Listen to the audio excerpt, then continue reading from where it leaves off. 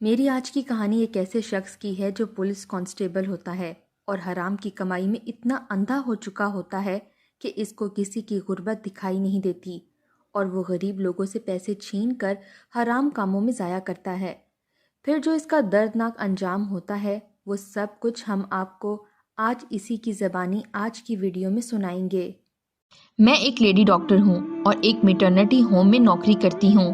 ہماری یہ ذمہ داری ہوتی ہے کہ خواتین کی مناسب دیکھ بھال کریں اور ڈیلیوری ہو جانے پر ماں اور بچہ دونوں خیریت سے اپنے گھر چلے جائیں۔ انتہائی دیکھ بھال کے باوجود کبھی کبھار کوئی کیس بگڑ بھی جاتا ہے جسے ہمیں بڑے ہسپتال میں ٹرانسفر کرنا پڑ جاتا ہے۔ کیس بگڑنے میں زیادہ تر خواتین کا ہی قصور ہوتا ہے کہ وہ ڈاکٹر کی ہدایت پر مکمل عمل نہیں کرتی، دوائیاں پابندی سے نہیں لیتی، غذا پر کچھ خاص توجہ نہ ہونے پر کیس کو بگڑنا ہی ہوتا ہے۔ ہم خواتین کو ڈراتے بھی ہیں تاکہ وہ اپنے اوپر دھیان دیں۔ اچھی غذا سے خون کی کمی نہیں ہوتی۔ اس روز ہسپتال میں کوئی نہیں آیا تھا۔ میں اپنی ڈیوٹی پر تھی۔ فارغ بیٹھنے کی وجہ سے وقت تھا کہ گزرنے کا نام ہی نہیں لے رہا تھا۔ گرمی کے دن تھے، میں کھڑکی کے پاس بیٹھی تھی اور مجھے ٹھنڈی ٹھنڈی ہوا کے جھونکے لگ رہے تھے۔ حیدرآباد کی یہی خاص بات ہے کہ یہاں دن کتنا ہی گرم کیوں نہ ہو، رات ٹھنڈی ہوتی ہے، اس لیے اس شہر میں گرمیوں میں چھت پر سونے کا رواج عام ہے۔ میں دوسری منزل پر تھی لیکن کھڑکی سے سڑک کا منظر صاف دکھائی دے رہا تھا۔ سڑک پر سناٹا تھا۔ گھنٹہ آدھ گھنٹہ گزرنے پر کوئی گاڑی یا رکشہ وغیرہ گزرتا نظر آ جاتا اور میں خود کو بیدار کی بھرپور کوشش کر رہی تھی۔ اچانک ایک رکشہ ہسپتال کے گیٹ پر آ کر رکا۔ ایک پولیس والا کسی عورت کو سہارا دیتا ہوا گیٹ سے اندر داخل ہوا۔ عورت کو دیکھتے ہی میں سمجھ گئی کہ ڈیلیوری کیس ہے۔ کچھ دیر میں ہسپتال میں اپنی انٹری کی خانہ پوری کرا کے وہ کانسٹیبل عورت کو اوپر لے آیا۔ عورت بڑی تکلیف میں دکھائی دے رہی تھی۔ میں نے اپنی ساتھی نرس کو اشارہ کیا کہ وہ عورت کو کمرے میں لے جائے۔ ایک پرچے پر کچھ دوائیاں اور ضروری سامان لکھ کر کانسٹیبل کے حوالے کیا جس کا نام آصف تھا۔ یہ چیزیں فوری لے آئیں۔ جی بہتر، کانسٹیبل آصف پرچہ لیتے ہوئے بولا۔ ہسپتال کے گیٹ کے پاس ہی میڈیکل سٹور تھا۔ وہ سامان جلدی سے لے آیا۔ اس عورت کا نام زویا تھا۔ وہ سخت تکلیف میں دکھائی دے رہی تھی۔ میں نے اپنے فرائض انجام دینا شروع کر دیے۔ پھر 1 گھنٹے بعد میرے ہاتھ میں عجیب و غریب بچہ تھا۔ ایسا بچہ میں نے زندگی میں کبھی نہیں دیکھا تھا۔ وہ ایک اپاہج بچہ تھا اور دیکھنے میں بھی بہت بدصورت تھا۔ وہ مجھے دیکھ کر ایسے مسکرایا جیسے کوئی سمجھدار بچہ ہو۔ حیرت انگیز طور پر وہ ذرا بھی نہیں رویا۔ مجھے حیران و پریشان دیکھ کر اس نے زوردار کہکا لگایا۔ میں سمجھی کہ کوئی نرس ہنسی ہے۔ میں نے اپنے ساتھی دونوں نرسوں کو دیکھا، وہ بھی حیرانگی سے بچے کو دیکھ رہی تھی۔ ان کا کہکا لگانے کا سوال ہی پیدا نہیں ہوتا تھا۔ پھر بھی میں نے ان سے پوچھا، یہ کہکا کس نے لگایا تھا؟ اس بچے نے ہی لگایا ہے، نرس بختاور نے گھبراتے ہوئے کہا۔ یہ کیسا بچہ ہے؟ نرس فاطمہ نے کہا۔ میں خود حیران ہوں کہ ایسا بچہ میں نے پورے کیریئر میں نہیں دیکھا۔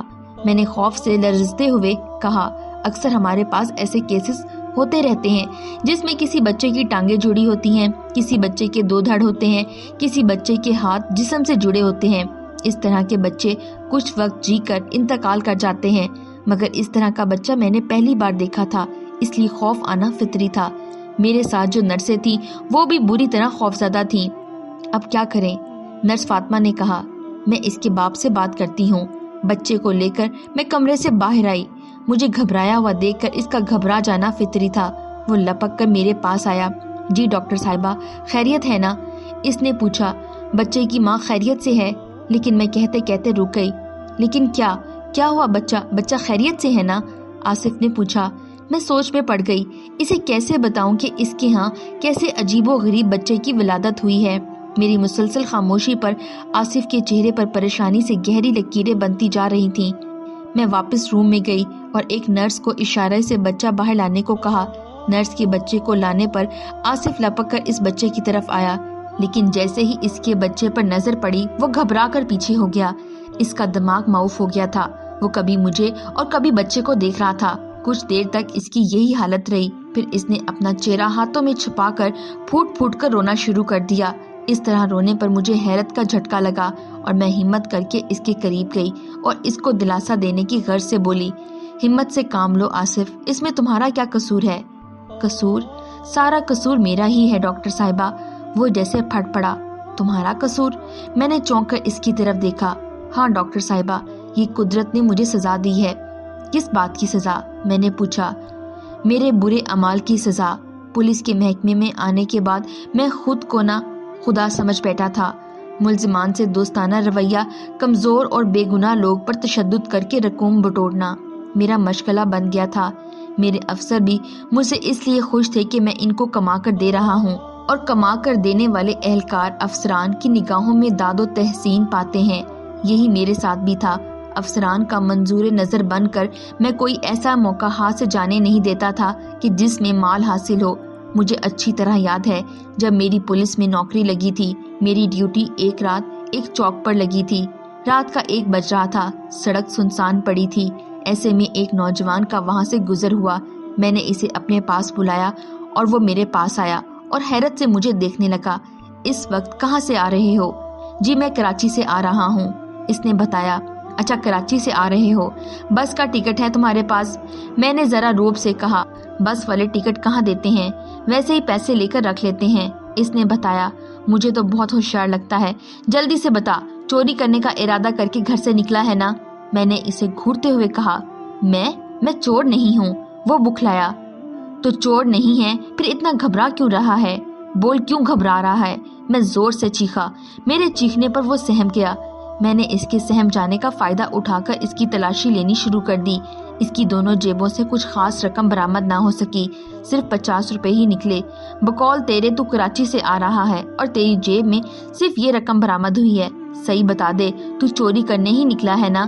میں سچ بتا رہا ہوں، کراچی میں ایک میت میں شرکت کے لیے گیا تھا اور جو رقم لے کر گیا تھا وہ اتنی زیادہ نہیں تھی جو بچ جائے۔ اب اس سے پہلے کہ میرا دماغ گھومے میری نظروں سے دور ہو جا، ورنہ میں تجھے جیل میں لے جا کر بند کر دوں گا، میں نے غصے سے کہا۔ وہ میرے پیسے؟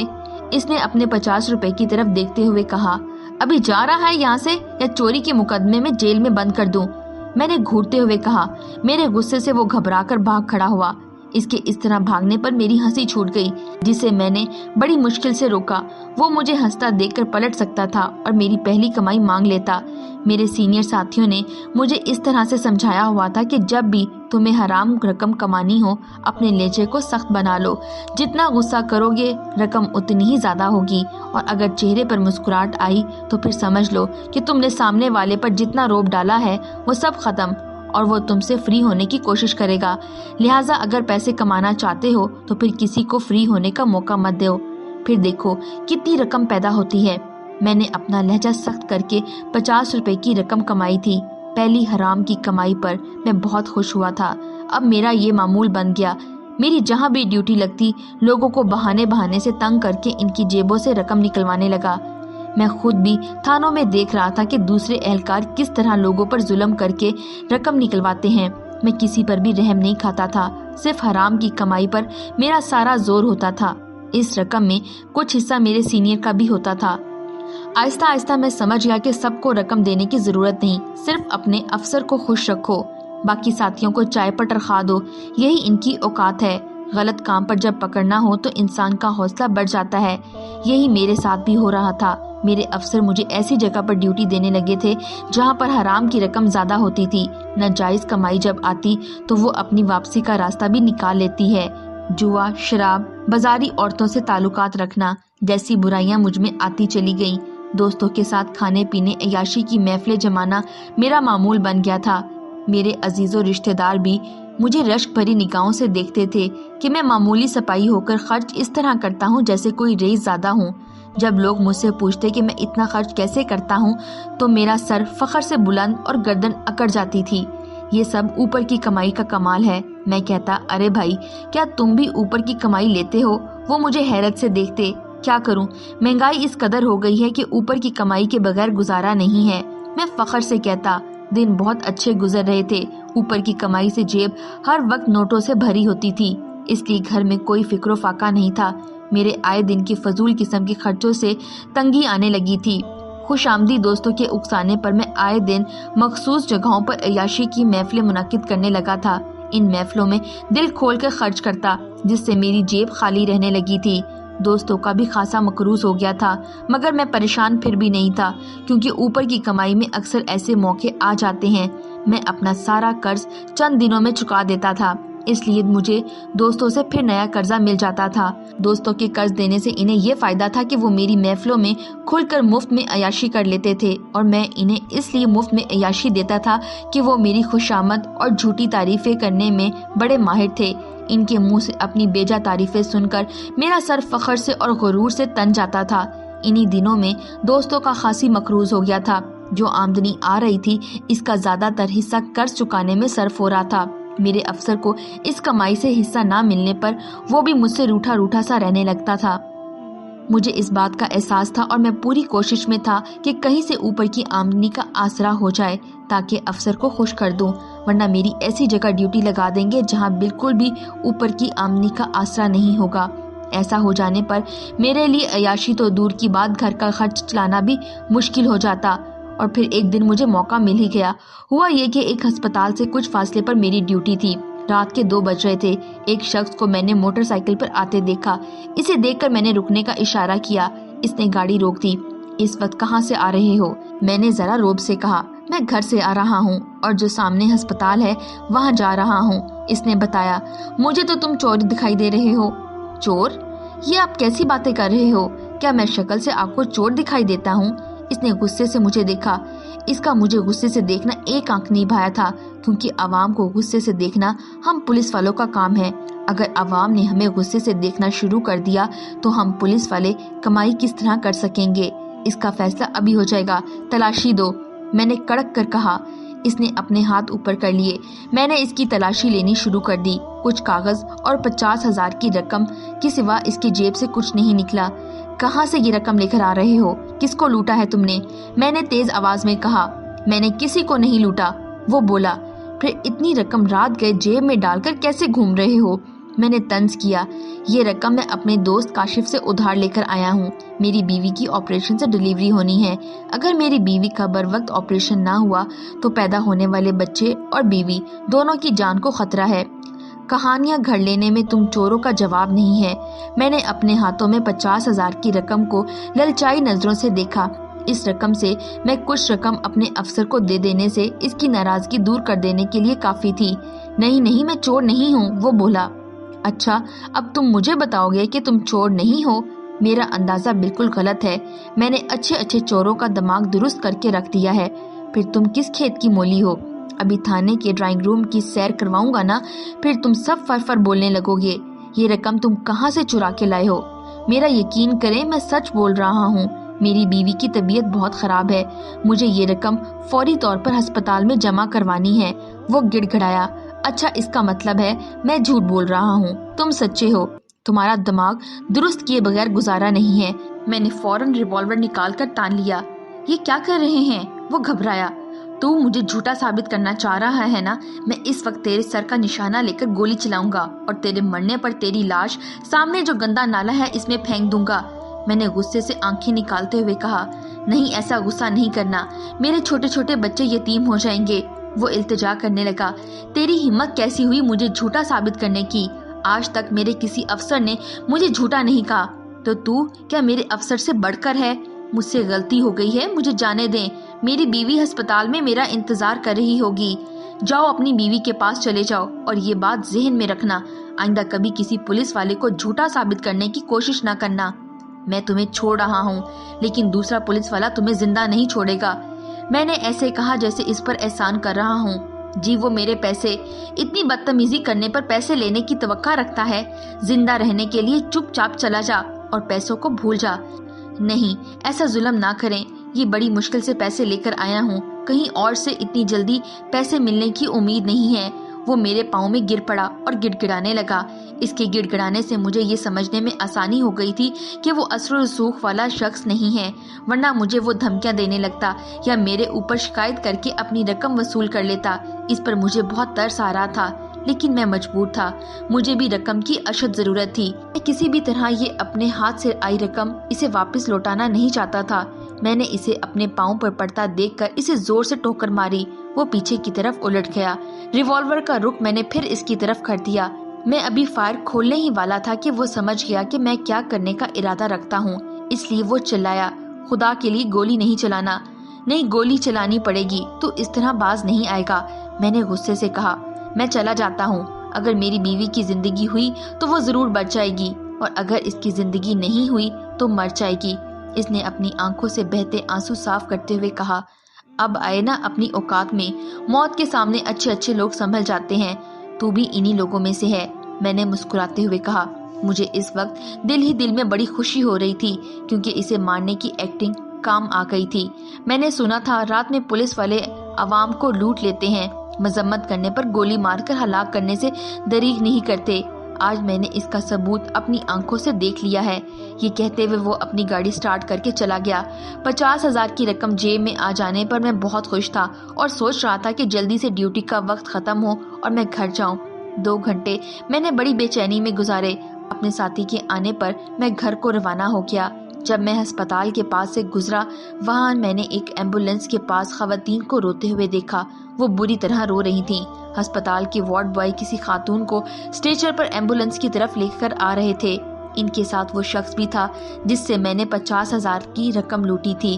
اسے دیکھ کر میرا وہاں رکنا مشکل ہو گیا اور میں تیز تیز قدم بڑھاتا ہوا آگے بڑھ گیا۔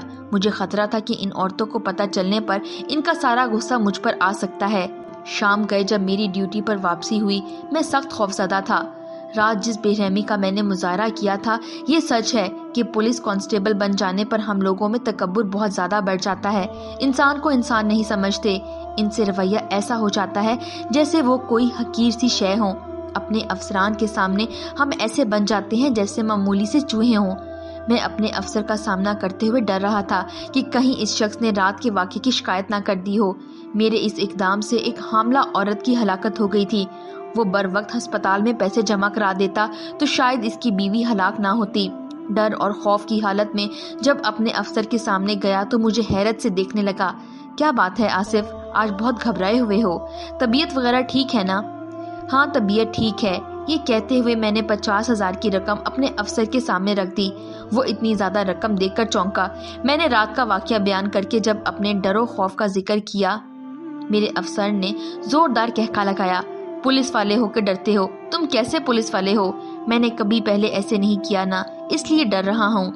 میں تمہاری ڈیوٹی آج کہیں اور لگا دیتا ہوں، اور کچھ معاملہ ہوا بھی تو میں سنبھال لوں گا۔ تمہیں کسی بھی قسم کی فکر کرنے کی ضرورت نہیں ہے۔ افسر نے 50,000 کی رقم میں سے اپنا حصہ نکال کر رکھ لیا۔ میں جب تھانے سے جانے لگا تو ایک بار پھر افسر نے میرے کندھے پر زور سی تھپکی دی۔ پولیس والے ہو کر ڈرنے کی ضرورت نہیں ہے۔ اس طرح کے نہ جانے کتنے واقعات آئے دن ہوتے رہتے ہیں، لیکن کوئی شکایت کرنے اس لیے نہیں آتا کہ انہیں پتا ہوتا ہے کہ ان کی شکایت کا کوئی ازالہ نہیں ہوگا، بلکہ وہ نئے عذاب میں مبتلا ہو جائیں گے۔ میرے افسر نے سچ ہی کہا تھا۔ وہ واقعی وہ شخص میری شکایت کرنے نہیں پہنچا۔ اس نے صبر کر لیا۔ اس کے نہ آنے پر میں بھی مطمئن ہو گیا اور اپنی کارروائیوں کو ختم کرنے کی بجائے جاری رکھا۔ 1 سال گزرنے پر میری بیوی کے بچے کی ولادت ہوئی۔ میں بچے کو دیکھ کر ڈر گیا۔ وہ بچہ ہو بہو ایسا ہی تھا، چند گھنٹے جی کر مر گیا۔ میں نے اس بات کا زیادہ نوٹس نہیں لیا۔ جب دوسرا اور تیسرا بچہ بھی ایسے ہوئے تو مجھے زبردست جھٹکا لگا اور میں نے اس شخص کی تلاش شروع کر دی، کیونکہ مجھے اب یہ احساس ہوا چلا تھا کہ اس شخص نے مجھے بد دعا دی ہے۔ جبھی میرے گھر میں ایسے بچوں کی ولادت ہو رہی ہے، میں اس شخص سے اپنے کیے کی معافی مانگنا چاہتا تھا۔ ہسپتال سے اس شخص کا پتہ مجھے مل گیا اور یہ بھی معلومات ملی تھی کہ آپریشن میں تاخیر سے ہی اس شخص جس کا نام احمد ہے، اس کی بیوی کا انتقال ہوا تھا۔ میں اس پتے پر پہنچا۔ وہاں وہ کرائے کے مکان میں رہتا تھا اور اب وہ بیوی کے انتقال ہو جانے پر کرائے کا مکان خالی کر کے کہیں چلا گیا تھا۔ کسی کو کوئی خبر نہیں تھی۔ اس شخص سے اپنے کیے کی معافی مانگنا چاہتا ہوں۔ میں نے اس کا دل دکھایا تھا جس کی مجھے یہ سزا مل رہی ہے۔ میرے ایسے بچے پیدا ہو رہے ہیں اور چند گھنٹے جی کر مر جاتے ہیں۔ یہ بچہ بھی دیکھ لینا، چند گھنٹے سے زیادہ جی نہیں سکے گا۔ کاش وہ شخص احمد مجھے مل جاتا۔ میں اس کے پاؤں پڑ جاؤں گا اور جب تک مجھے معاف نہیں کرے گا میں اس کے پاؤں سے لپٹا رہوں گا۔ وہ چاہے مجھے کتنی ہی ٹھوکریں کیوں نہ مارے، میں خوشی خوشی سہ لوں گا، لیکن جب تک وہ مجھے معاف نہیں کرے گا میں اس کے قدموں سے دور نہیں ہوں گا۔ یہ کہتے ہوئے وہ پھوٹ پھوٹ کر بچوں کی طرح رونے لگا۔ میری سمجھ میں خود نہیں آ رہا تھا کہ میں اسے کیسے تسلی دوں یا اسے احساس دلاؤں کہ تم بہت ظالم انسان ہو۔ نہ جانے کتنے اور ایسے لوگ ہوں گے جو اس کے ظلم کا شکار ہوئے ہوں گے، جن کے بارے میں اسے پتہ بھی نہیں ہے۔ احمد کے بارے میں ہی آصف کو معلوم ہے، اس لیے وہ اسے ڈھونڈ کر معافی مانگنا چاہتا ہے۔ کانسٹیبل آصف نے بالکل درست کہا تھا۔ وہ بچہ چند گھنٹے جی کر مر گیا اور میں اس مردہ بچے کو دیکھتے ہوئے سوچ رہی تھی نہ جانے کانسٹیبل آصف کی یہ سزا کب ختم ہوگی۔ تو دوستوں، آپ نے آصف کی آج کی کہانی سے کیا سیکھا ہے؟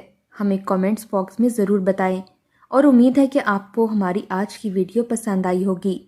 اگر آپ اسی طرح کی سبق آموز کہانیاں سننا چاہتے ہیں تو چینل کو سبسکرائب کر دیں اور ویڈیو کو لائک کر دیں۔ شکریہ۔ اللہ حافظ۔